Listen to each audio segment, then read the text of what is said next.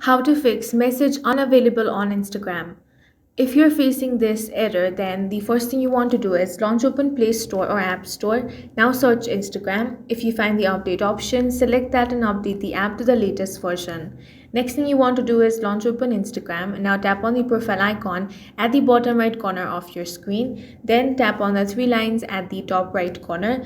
This will open settings and activity. Now scroll down a bit. Find the option of messages and story replies. Now select message request. Here you will have the option who can send you message request. Make sure that you have set that to everyone. Another option is who can add you to group chats. Make sure that you select everyone here as well. Now this should fix the message unavailable issue on Instagram. If you found this video useful, make sure to hit the like button and subscribe for more videos like this.